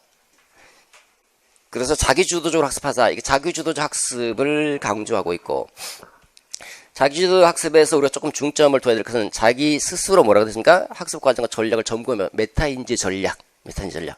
그 메타인지 전략도 중요 사항으로 봐두셔야 되고 이제 자기주도 학습도 한번 봐두셔야 되겠죠. 그 나항은 학습 환경 설계입니다. 교사학습 환경 설계. 학습 환경 설계 가 1번 항목을 보시면 교사와 학생 간에 또 학생 상호 간에 신뢰와 협력이 가능한 교사학습 환경을 설계하라는 거잖아요. 이렇게 상호 교사와 학생이 또는 학생 상호 간에 신뢰가 가능한 교사학습 환경 설계는 협동학습 환경으로 설계하는 게 협동학습 환경으로. 서로 의존할 수밖에 없는 거예요. 서로. 서로 과업에 대해서 서로 의존하든지 뭐 보상에 대해서 서로 의존하든지 그 의존하면서 학습을 하게 되죠. 구성주의에서도 상호 의존성을 강조합니다. 상호 의존성. 그래서 보통 이제 구성주의에서 이제 그 강조하는 학습환경 설계가 구성주의 학습환경 설계 대표자가 조나센의 학습환경 설계죠. 학습환경 설계. 거기면 설계 요소가 있고, 그 다음 교사의 역할, 촉진자 역할로서 이제 세 가지가 있죠. 그게 이제 한번 출제가 됐죠. 그 다음에 2번 항목입니다. 2번 항목 둘째 줄에 보시면 학생 맞춤형 수업이다. 맞춤형 수업.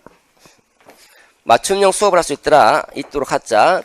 능력과 적성 진로를 고려해서 능력을 고려하고, 지적인 능력을 고려하고, 어떤 부분에 적성이 있는지 이걸 고려해서 내용과 방법을 다양하면서 여건과 학생 특성에 따라서 다양한 집단을 구성하고 학생 맞춤형 수업을 할 수 있도록. 자, 다양한 집단을 구성하고 학생 맞춤형 수업을 하기 위해서는 선생님 혼자 가르치기보다는 지금 이 학생들이 좀 있을 때는 팀 티칭으로 가르치면 맞춤형 수업이 가능해집니다. 집단 구성도 다양화되고 팀 티칭이 이제 가능해지고, 이게 교육 심리학에서는 이제 그 지적인 능력, 그 지능을 어떻게 볼 것이냐. 가드너 입장과 그 다음에 그 스턴버그 입장, 이 사람들은 이 종래 그 지능 그러면 좀 교과 지식을 좀 강조했다면 교과 지식보다는 이런 실제적인 삶 속에서 할 수 있는 그런 지적인 능력을 좀 강조하는 입장이거든요. 가드너나 스턴버그나. 그래서 교과 학교의 우동성이 사회 우동성이 아니라는 거예요. 교과는 주로 저 지식 측면을 강조하죠. 뭐 언어 지식이 언어와 관련된 또 수학 논리 수학적 지식이라든지 언어적 지식을 좀 많이 강조하잖아요. 그죠? 그 가드너라든지 그 스턴버그 같은 경우는 이렇게 학생 맞춤형 수업을 하자라는 식으로 나옵니다. 그 3번 항목은 이제 학습 결손 있는 아동들에게는 이제 그 특별 보충 수업. 4번 항목은 교과 교실제 운영이죠. 교과 교실제. 이건 교과 교실제는 각 교과 특성에 맞는 학습이 가능해지도록 하잖아요. 교과 교실로 운영이 되는 거예요. 뭐 사회 선생님이 이반저반 떠돌아다니면서 그 사회 수업을 하는 것이 아니라 사회 교과 교실이 있으면 그 사회 교과 교실에서, 예를 들어서 오늘 뭐 사회 그 역사 파트다 그러면 그리스에 대해서 내가 가르쳐야 되겠다. 그리스 형태로 환경을 꾸며놓는 거야. 아예. 그리스의 환경 맥락을 꾸며놓고 학생들을 이제 가르치는 거예요. 근데 이반저반 떠돌아다니면 이제 갈 때마다 꾸밀 수는 없잖아요. 시간상. 그 학습 환경을 미리 그리스 형태로 꾸며놓게 될 수밖에 없죠. 그죠? 그러다 보면 이렇게 그 교과의 특성에 맞는 학습이 가능해지고 학생들에게는 풍부한 교육 경험의 기회를 제공해 줄 수 있다는 거예요.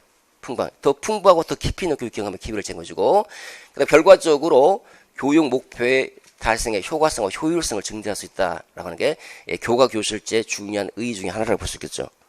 교과 교실제. 이 교과 교실제라고 하는 말도 사실 중요하긴 해요. 그 다음에 객관식이면 바로 블랭켓에서 바로 집어넣게 나와요. 바로. 아마 이와 관련되는 전공 부분에서는 제가 나왔던 걸로 알고 있고요. 3번 항목입니다. 이제 평가로 넘어가 보도록 하죠.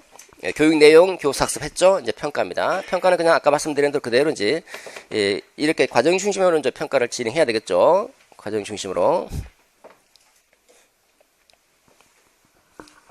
4번 항목입니다. 평가는 학생의 교육 목표 도달도를 확인하고 교사 학습의 질을 개선하는데 주안점을 둔다. 자, 목표 도달도를 확인한다. 그러니까 평가의 그 기준이 뭡니까? 교육 목표다. 교육 목표. 학습 목표, 교육 목표. 학습 목표를 기준으로 해서 그 목표 도달 정도로 확인할 평가를 준거 참조, 준거 지향 평가죠. 그죠? 그러니까 준거 참조 평가하라는 겁니다. 상태 평가하지 말고. 그러니까 이제 올해 2018학년도 출제되는 게 준거 지향 평가잖아요. 그죠? 준거 지향 평가 중요하다. 작년에 그랬지만 나왔지만 또 나온다고. 중요해요. 준거 지향 평가하면 이제 그 교수 학습의 개선의 효과적이잖아요. 그죠? 목표 도달 정도로 확인할 수 있으니까 교수 학습의 질을 개선할 수 있게 되는 겁니다. 그 다음에 나번 항목. 자, 뭐에 근거해서 평가를 하니까 성취 기준에 근거해서 가르친 지식과 기능을 평가라고 되어 있잖아요. 그죠? 자, 성취 기준에 근거한 평가를 성취평가제다. 성취평가제. 그러니까 국가 수준에 제시되고 있는 성취 기준이 있고 그 성취 기준이 교과 목별로 교과 성취 기준이 반영되어 있잖아요. 교과 성취 기준. 그 교과 성취 기준을 분석해서 그걸 목표로 설정한 다음에 수업을 진행하는 거예요. 그다음 성취 기준에 도달했는지 확인하는 거죠. 이걸 성취평가제죠. 성취평가제는 성취 기준 자체가 절대적 기준이 되는 거죠.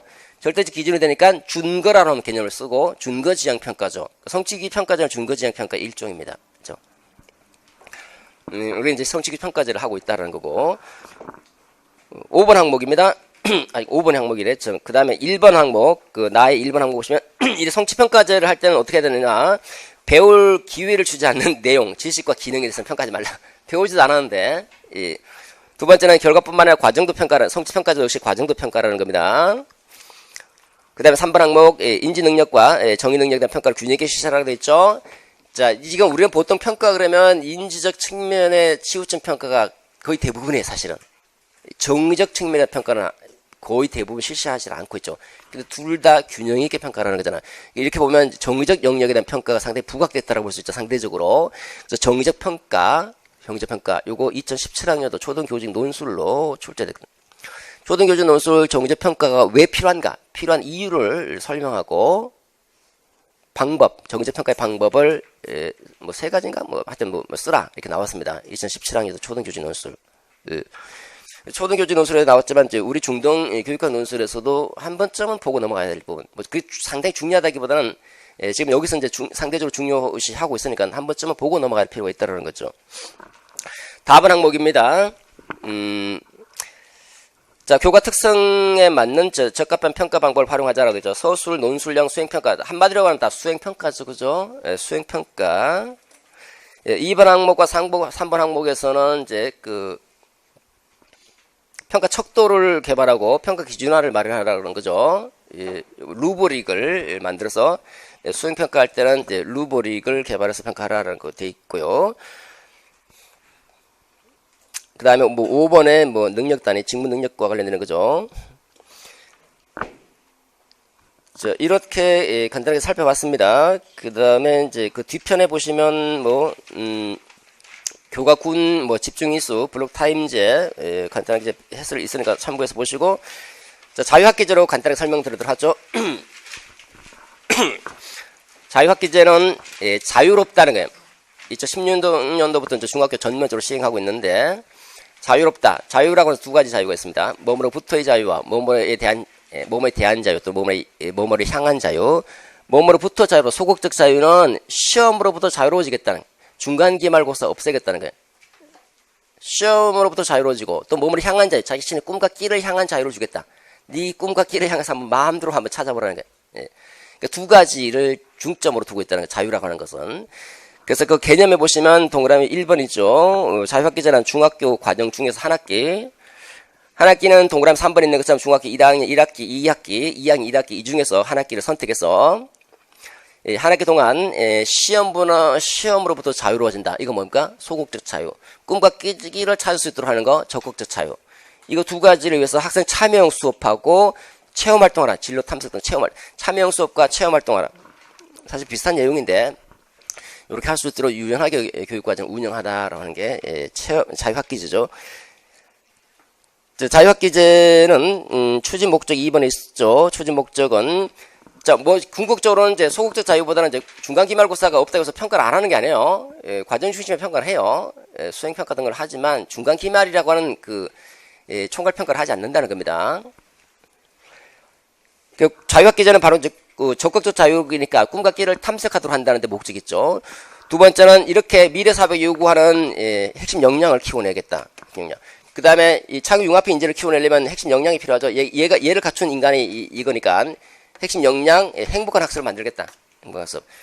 그러니까 저 비전이 여기 그대로 반영되어 있다고 볼 수 있죠. 자유학기제 본질적 의미로서 꿈과 끼를 탐색하도록 하고, 두 번째 비전에서 이 인간을 키워내서 역량이 필요하고 그 역량을 함양하고, 두 번째 행복한 학습을 구현하겠다. 이 세 가지가 추진 목적이다라는 겁니다. 그 다음에 자유학기제 주요 활동은 박스 3번의 박스 잠깐 보시면 다번 항목에 보면 진로 탐색, 주제 선택, 동아리 활동, 예술 체육 활동, 진주 동예 이렇게 네 가지 활동으로 운영하도록 되어 있습니다. 자유학기제는 이 자체로 물어보기는 조금 그렇습니다. 아마 주제로 물어볼 수는 있겠지만 다음에 자유학기제 기본 방향 한번 간단히 읽어보시고, 그다음 자유학기제 운영한다 하더라도 거기 참고로 그 이번에 자유학기 운영해 보시면 기본 교과를 해요. 국어, 영어, 수학 배웁니다. 근데 이제 어떻게 하겠습니까? 이렇게 토의 토론하고 협동하고 프로젝트 학습 등으로 이렇게 운영하는 겁니다. 그 자유학기 활동도 해야 되겠죠. 아까 4가지 활동. 근데 4가지 활동을 이제 돌아다니면서 하는데 얘를 오전에 해버리면 오후는 애들이 피곤해서 국영수 제대로 할 수 있을까 못하죠. 그죠? 보통 그래서 오전에 기본 교과 활동을 하고 그 다음에 오후에 이제 자유학기 활동을 보통 하게 됩니다. 보통 그렇게 한다는 거고요. 자, 그 다음에 이제 자유학기 이제 진로 교육 운영 방안입니다. 진로 교육 4가지. 첫 번째 진로 학습입니다. 소질과 적성의 탐색, 앞으로 진로를 설계할 수 있도록 진로 학습의 토대를 마련해주고, 직업과 진로를 이제 배우게 되고요. 그 다음에 자신의 진로를 설계할 수 있도록 진로 상담, 상담하고 진로 검사, 적성 검사를 해봐야 되겠죠. 진로 상담 검사, 그 다음에 그 학습한 것과 상담한 것을 토대로 실제로 체험해야 되겠죠. 실제로 체험하는 진로 체험 활동, 그 다음 체험한 것을 포트폴리오를 구성하는 활동, 이렇게 4가지로 진로 교육을 운영하도록 되어 있고, 마지막으로 자유학기 기대 효과 3가지가 있으니까 참고로 보십시오. 진로 교육은 자유학기제는 아마 출제된다 하더라도 저렇게 그대로 출제되면 그대로 출제될 수도 있지만 출제될 가능성이 그렇게 높지는 않지 않을까 싶습니다. 자, 이렇게 해서 간단히 전체를 개관했는데 다시 2015 개정교육과정은 이렇게 이해를 강조하는 설계를 통한 이해. 그러니까 여러분들이 2015 개정교육과정을 운영하려면 이 충실하게 운영하려면 이제 학생들의 기본 개념에 대한 또는 핵심 개념에 대한 그 학생들이 깊이 있는 이해를 강조해야 되니까 수업을 설계할 때는 이제 백워드 설계 방식으로 설계하는 게 가장 합당하다라고 볼 수 있을 겁니다. 그 다음에 역량 중심, 지금 역량을 강조하고 있잖아요. 역량을 강조하고 있는 역량 중심 교육 과정이기 때문에 역량 중심 교육 과정에 관해서 한번 다시 한번 간단히 정리를 해보도록 하죠. 역량이라고 하는 것은 이제 아까도 말씀드렸지만 실제적인 삶 또 사회적인 삶 속에서 필요한 역량을 중심으로 교육 과정을 구성하는 것. 이때 역량이라는 것은 아는 것에 머무르는 것이 아니라 실제 뭔가를 할 수 있는 능력으로서 지식, 기능, 태도 등의 총체를 의미한다라고 볼 수 있고요. 역량 중심 교육 과정이 도입하게 된 배경은 처음에는 직무 능력, 직업 교육에서 직무 능력, 직업 교육에서 나타났고 이 직업 교육에서 나타난 것은 OECD의 그 프린트 있죠? 데세코 프로젝트에서 핵심 역량을 도출해내고 이 데세코 프로젝트에서 도출된 핵심 역량이 각국의 교육 과정에 반영돼요. 호주, 스코틀랜드, 그 다음에 뉴질랜드, 싱가포르, 그러고 나서 이제 우리나라의 2015 개정교육과정에 이렇게 반영이 됐습니다. 이렇게 반영이 된 게 이제 역량을 강조하고 있는 이유가 뭐냐? 21세기 지식기반 사회다. 앞으로 사회는 그 뭔가를 많이 아는 거, 단편적 지식의 습득을 강조하기보다는 그 쏟아지는 그 지식을 처리하고 활용하고 또 새로운 지식을 창출할 수 있는 그런 힘을 요구하고 있다는 이걸. 그렇기 때문에 종래 이 지식 중심 교육, 다시 말해서 지식의 습득을 강조하는 교육의 형태로는 이런 역량을 키워내기는 좀 한계가 있다라는 그런 반성의 근거에서 등장이 됐다고 볼 수 있겠죠. 등장 배경이라고 볼 수 있습니다. 이게 지식이 보통 이제 지식 중심 교육에서는 지식의 실용성, 유용성을 강조하기보다는 지식 그 자체의 정당성을 강조하죠. 지식 자체가 정당하고 지식을 통해서 이해를 할 수 있도록 지식에 대한 이해를 강조하는 입장이지 실용성을 강조하는 입장은 아니거든요. 자, 그래서 어쨌든 이렇게 이런 지식정보 사회라고 하는 사회의 변화와 그다음 종래 지식 중심 교육의 한계로 인해서 그 실제 살면서 무언가를 할 수 있는 역량을 좀 강조하다라는 식으로 등장하게 됐고, 데스크 프로젝트, OECD 데스크 프로젝트에서 강조하는 핵심 역량이 도출되면서 걔네들이 도출하면서 각국의 교육 과정이 반영되고 우리나라에 그랬고 이제 반영됐다라고 볼 수가 있습니다. 이게 우리가 보통 이제 자유교육을 비판할 때는 흔히 자유교육이다 그러면 자유교육을 비판하는 사람은 뭐 자유교육을 옹호하는 사람도 있고 비판하는 사람도 있는데. 이 자유교육을 옹호하는 사람은 이 역량중심 교육과정은 새로운 게 아니다. 새로운 게 아니야. 새로운 게 아니라 자유교육이야, 자유교육. 자유교육의 새로운 형태다. 자유교육을 적극적으로 실천하고자 하는 것. 이게 영양 중심 교육이야. 이렇게 얘기를 합니다.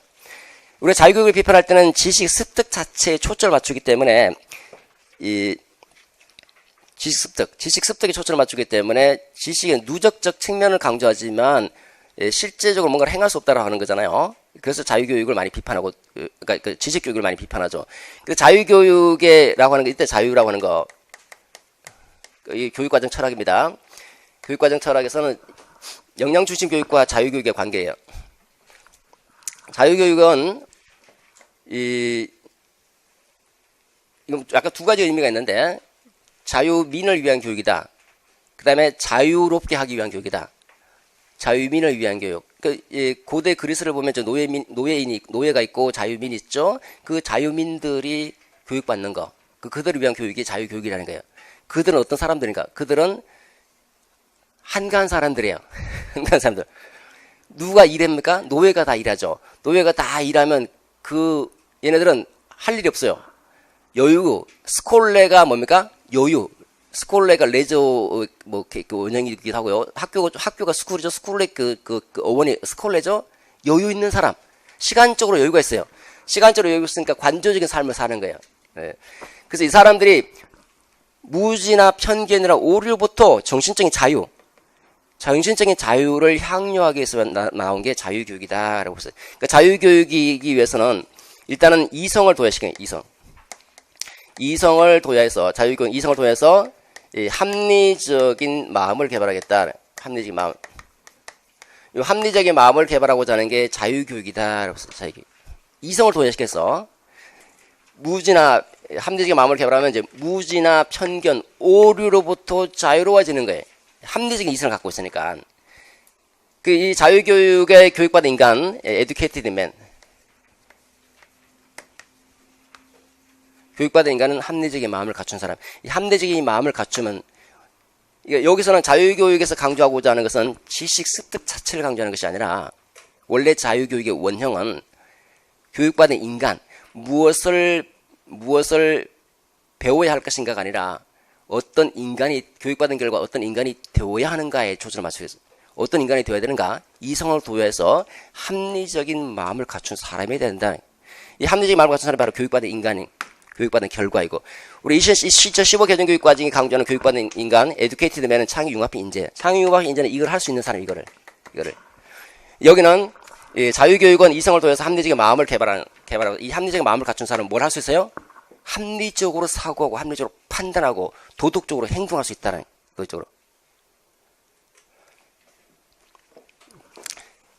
이성의 도야를 통해서 합리적인 마음을 개발하죠. 그래서 이제 요게 이제 대표자가 자유교육에서는 예를 보면 우리가 자유교육에서 이성을 도약하기 위해서 주요 지식을 강조하잖아요. 이성을 도약하기 위해서 7자유과라는 7자유학과, 7자유학과를 강조해서 3학과 4학과로 되어 있죠. 3학은 수사학, 논리학, 문법, 4과는 수학, 대수학, 대수학, 기하학, 천문학, 음악. 이걸 이제 배우고 있는데 굉장히 이론적으로 딱딱한 이론적인 지식교과예요. 이론적 지식교과. 이런 3학을 통해서 인간의 마음, 이성이죠. 인간의 마음을 발달시키기 위한 도구로 삼는 거예요. 이 지식 습득 자체가 초점이 있는 것이 아니라 인간의 마음을 발달시키기 위한 하나의 도구이고, 요 대수, 기하, 천문은 인간의 마음 밖의 세계, 질서나 법칙에 관련된 학문이다. 마음 밖의 세계와 관련된, 마음 밖의 세계의 질서나 법칙과 관련된 교과가 대수, 기하학, 천문학, 음악이고, 특히 이 중에서 약간 요거는 이제 언어적 측면이죠. 언어가 조금 중시되고 있다라면 요거는 추상적 사고를 중시하는 거예요. 추상 사고. 특히 대수나 기하학은 실제와 관련 없이도 얼마든지 직접적으로 추상적 사고 가능한 거예요. 실제 관계없이. 그러니까 이 네 개 중에서 대수와 기하학을 더 강조했어요. 이렇게 이걸 통해서 이제 이 이성을 도약시키고, 이성을 도약하게 되면 합리적인 마음을 길러낼 수 있다라고 하는 게 칠자유학과를 강조하고 이런 칠자유학과라는 교과를 강조하고 이 교과잖아요, 그죠? 교과 중심이죠. 교과를 강조하고 이 교과를 통해서 이성을 도약시켜서 합리적인 마음을 개발하겠다. 이게 자유교육. 이 합리적인 마음을 개발하면 뭐 자유로워진다. 오류나 편견, 오류나 편견으로부터 자유로워지고 합리적으로 사고하고 이성적으로 판단하고 도덕적으로 행동할 수 있다라고 생각하는 거예요. 그러니까 교육받은 인간에 더 초점을 맞추고 있죠. 이게 이제 주장자가 이제 아리스토텔레스죠. 아리스토텔레스. 프린트물 다 있죠. 아리스토텔레스는 아리스토텔레스의 삶의 궁극적인 목표가 뭐냐? 삶의 궁극적인 목적은 행복이다. 행복이 삶의 궁극적인 목적이다. 행복하기 위해서는 덕을 갖춰야 돼, 덕을. 그러니까 교육의 목적을 덕으로 삼는 덕. 실천적 덕. 그 시민사회에서 요구하고 있는 시민으로서 덕을 갖추는 게 교육의 목적이에요. 교육의 목적. 행복 삶을 구현하기 위해서. 그래서 이 아리스토텔레스 이성을 도야해서 실천적인 덕을 갖추도록 하자라는 게 아리스토텔레스가 지향하는 교육의 목적이에요. 이 실천적인 덕은 바로 합리적인 마음과 관련되는 겁니다. 이 덕을 우리는 아레테다, 아레테. 교육과정 철학이라 조금 어려울 수도 있어요. 아레테라고 해서 베스트. 최상이다, 최상. 엑셀런스. 탁월함. 그래서 이 아리스토텔레스는 덕이라고 해서 탁월한 성품이다. 탁월한 성품. 최상의 성품이고 탁월한 성품을 갖추고 이게 시민으로서 탁월한 성품을 갖추고 실천할 수 있도록 하죠. 이게 덕을 실천적 덕이라고 하는데 실천할 수 있도록. 그러니까 여기 보면 뭔가 교육받은 인간이 그냥 그 자체로 지식 습득에 초점을 맞추는 것이 아니라 이걸 통해서 뭔가를 할 수 있도록 하는 거예요. 그죠? 뭐 자유교육이 지향하고자 하는 거 약간 비슷하죠. 그러니까 새로운 것이라기보다는 자유교육을 약간 복원시켰고 좀 더 나중에 말씀드리겠지만 좀 더 적극적인 실천을 강조했다라고 얘기를 해요. 여기 아레테라고 하는 것은 최상이잖아요. 탁월함. 분필로서 아레테를 갖춘다는 것은 분필로서 기능과 쓰임새가 탁월해야 돼요. 쓸 때마다 툭툭 부러지고 잘 안 쓰지고 이거는 아레테를 갖추고 있지 못하는 거예요. 여러분들 수험생으로서 아레테를 갖추려면 수험생 합격하기 위한 여러 가지 전문적 지식을 잘 갖추고 또 문제를 잘 풀 수 있는 그 문제풀이 기술도 갖추고 있어야 되겠죠, 그죠? 얘가 만약 모의고사를 본다, 그 모의고사를 잘 만들어야 돼요, 선생님은. 가르치는 사람은.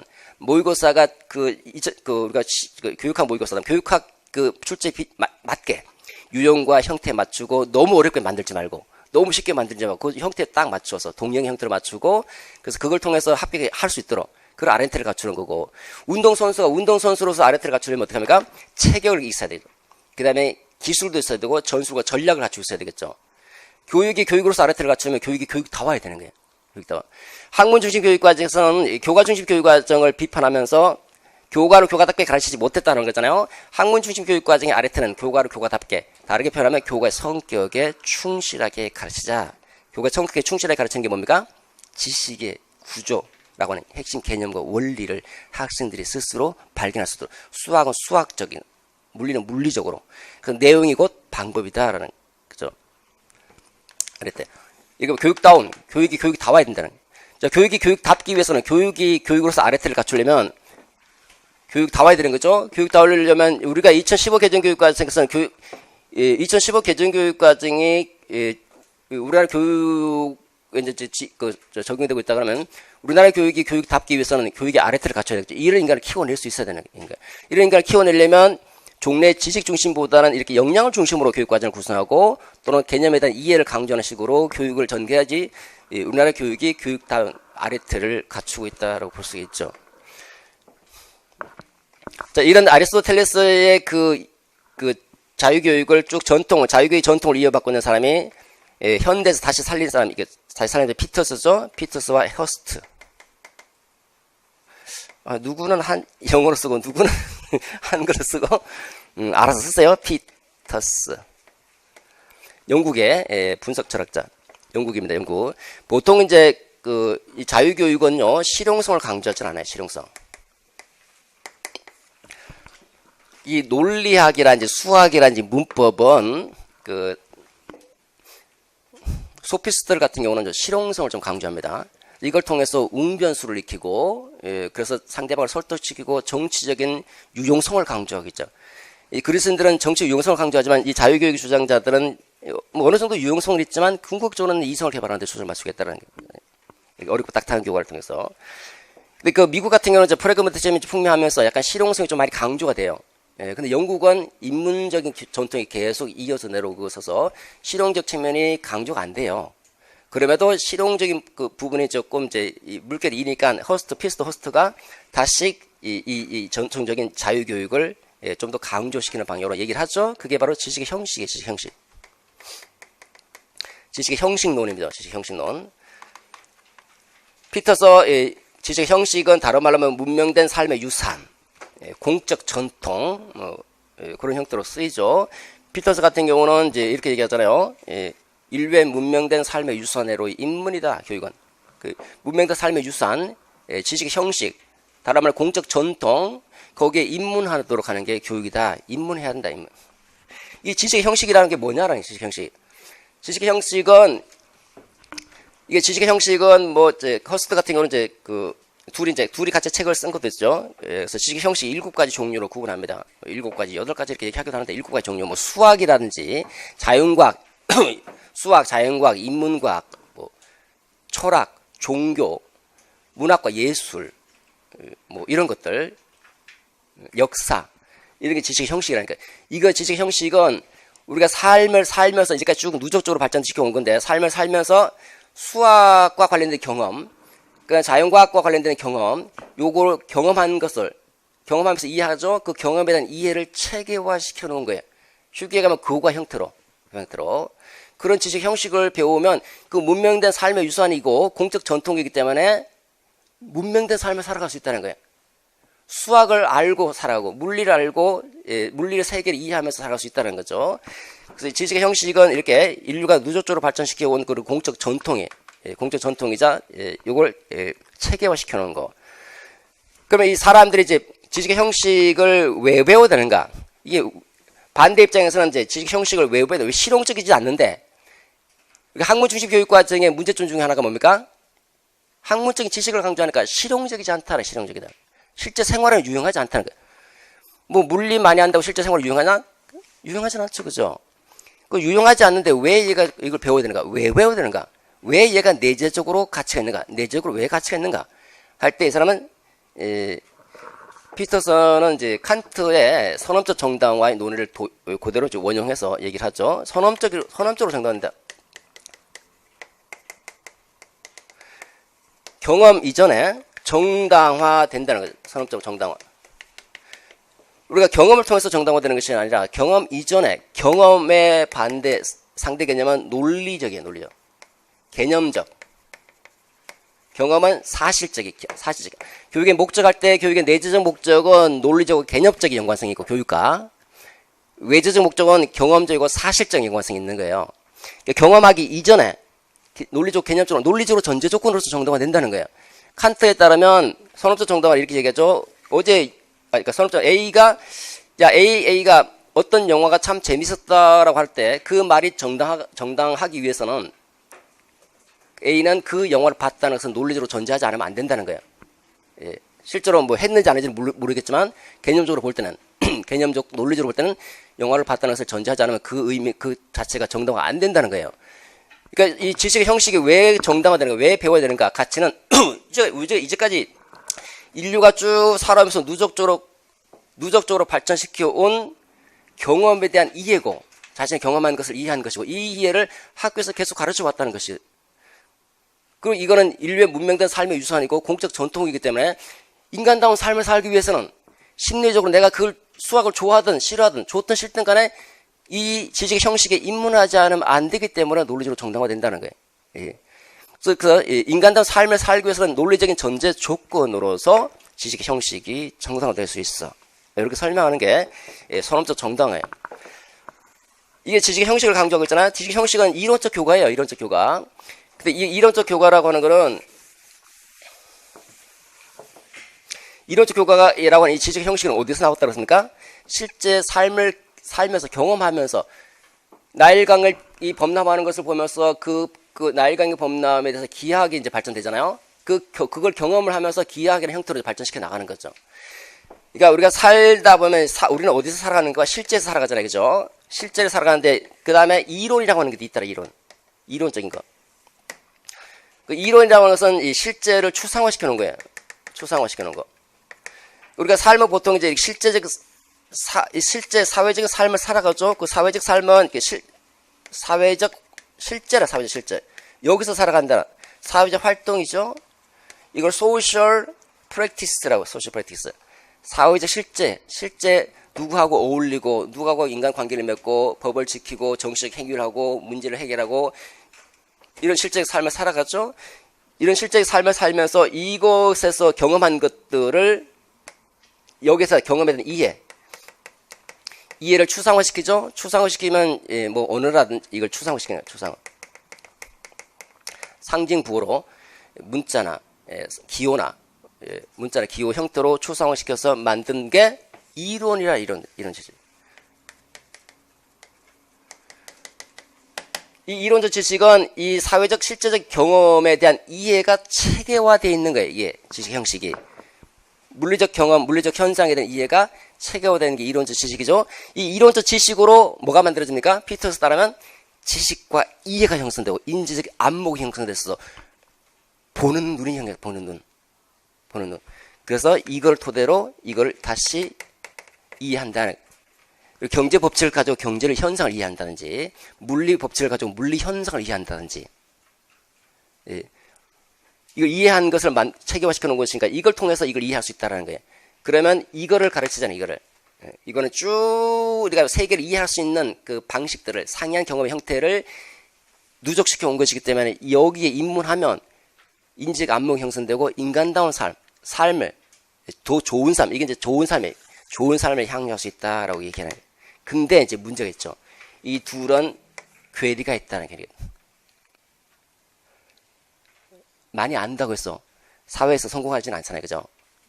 또 내가 예를 들어서 지금 우리가 주택 정책을 보다 또 엉망이잖아요. 그죠? 뭐 내가 주식에 대한 이론적 기반이 탄탄하다고 해서 주식 그대로 됩니까? 안 되죠. 그죠? 이론이 그대로 현실에 적용될 수 없는 경우도 많더라는 거예요. 또 더구나 이 이론이라고 하는 거는요. 여러분들이 이제 어떤 아주 빼어난 그 기능공이 그 자신의 기능을 언어로 이렇게 이론으로 한다면 그 사람의 그 깨달은 모든 그 기능, 또 깨달음을 언어로 표현했다고 하면 그 깨달음이라든지 기술을 다 표현할 수 있을까요? 표현이 안 돼, 이게. 표현이 안 되는 게 있다는 거예요. 그 전체를 다 얘기를 아우를 수 없고요. 어쨌든 이 이론은 여기서 나오는 것이, 얘가 우선인 거죠. 그죠? 그렇기 때문에 이제 그 앞에 그 페이지에 보면 이제 라일이 얘기하고 있는 뭐 방법적 지식, 명제 지식이잖아요. 명제 지식과 우리 지식을 나누는데 라일은 이제 명제 지식과 방법적 지식, 이걸 안다라는 명제, 할 줄 안다, 노하우, 방법적 지식. 그 다음에 오크셔트는 기술적 지식과 실천적 지식을 분별하고 있고요. 그 다음에 폴란이 명시적 지식과 암묵적 지식을 분류를 해서 그 후자 방법적 지식이든 실천적 지식이든 암묵적 지식이든 이거는 말로 표현하기 상당히 어렵다는 거예요. 내가 수영할 줄 아는데 수영을 방법적 지식을 설명하기 상당히 어렵죠. 그죠? 특히 폴란이는 이제 명시적 지식과 암묵지로 나눠서 우리가 폴란트는 이렇게 얘기합니다. 내가 알고 있는 모든 것들을 다 말로 표현할 수가 없다. 그러니까 우리가 다른 말로 말로 표현하는 것보다 더 많은 것을 알고 있다. 말로 표현하는 것보다 더 많은 것을 알고 있다. 그러니까 말로 표현할 수 없는, 다시 말해서 언표될 수 없는 것이다. 내가 학습을 했지만 언어로 표현될 수 없는 것인데 그것을 암묵적 지식이다. 말로 표현할 수 없다. 예를 들어서 옛 성년이 깨달음을 얻고 그 깨달음을 글자, 문자로 남겼다면 그 문자는 그 깨달음의 전체가 아니죠. 깨달음의 껍데기라는 껍데기. 깨달음은 그 성년이 죽을 때 무덤과 함께 같이 무덤으로 들어간다는 거예요. 다 표현할 수 없다는 거예요. 언어로 표현할 수 없는. 그러니까 명제화된 지식, 이론적 지식은 이렇게 한계가 있다는 거예요. 그래서 이제 후기 허스터 1992년도 허스터는 후기 허스터는 자기 사상, 이 교육 철학에 대한 그 중대한 오류를 인정하면서 이론적 지식만이 모든 지식의 전부는 아니다. 그러면서 인간은 어차피 사회적 실제에서 삶을 살아가고 사회적 실제에서 좋은 삶을, 얘는 내가 좋은 삶인 줄 알았는데 사회적 실제에서 좋은 삶을 살기 위해서는 사회적 실제를 중심으로 교육과정을 조직해야 된다. 사회적 실제는 이론적 지식은 사회적 실제에서 추상화된 것이고, 실제가 이론적 지식보다 우선되는 것이기 때문에 사회적 실제에서 좋은 삶을 살기 위해서는 사회적 실제를 교육과정으로 조직하고 이걸 가르치는데, 이 사회적 실제를 강조하는 게 뭡니까? 이렇게 자유교육이 여기서 이제 피어트까지 넘어갔지만 후기 허스트로 넘어오면서 요 실제 측면을 좀 더 강조한다라고 볼 수 있죠, 그죠? 요거 이제 우리가 지금 2015 개정교육과정이 말하고 있는 핵심 역량과도 상당히 밀접한 거예요. 사회적 삶 속에서 실천적 지식을 강조하는 겁니다. 실천 지식. 자, 근데 이렇게 보면 이제 자유교육과 관련해서 잠깐 제가 설명을 드렸지만, 이렇게 보면 자유교육은 어쨌든 그 이성을 도약시키고 합리적인 마음을 개발하는 교육받은 교육받은 결과에 인간의 초점을 맞추고, 이 인간은 합리적으로 사고하고 이성적으로 행동하고 도덕적으로 판단할 수 있다라는 건데, 얘를 이론을 강조했지 실제를 적극적으로 강조하지 않았거든요. 그 교육받은 이 자유교육에 따르면 교육받은 인간에 대해서는 언급하고 있지만, 그 인간이 갖춰야 될 능력과 자질을 언급하고 있어요. 능력과 자질을 언급하고 있지만 구체적으로 어떤 역량을 언급하는지는 구체화시키지 못했죠. 그걸 좀 더 적극적으로 구체화시킨 게 자유교육의 적극적으로 실천하고자 하는 게 역량중심 교육이다. 역량중심 교육, 이렇게 핵심 역량을 구체적으로 제시한다.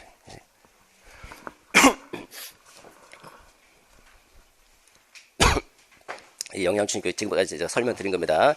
그 프린트물에 쭉 있죠. 그 다음에 이제 그 3번에 역량중심 교육과정 의미, 그 다음에 역량중심 교육과정 설계, 어떻게 될 것인지, 어떻게 설계할 것인지, 설계할 때는 이제 그 지식이라고 하는 것도 여기에서는 그렇다고 해서 얘를 등하시하는 게 아니죠. 지식도 있어야 되고, 수용을 하려면 수용 지식도 있어야 되고, 수용 관련된 기술 기능도 있어야 되고, 수용과 관련된 태도, 동기, 이 모든 걸 이 총체가 있을 때 할 수 있는 능력이 있다는 거예요.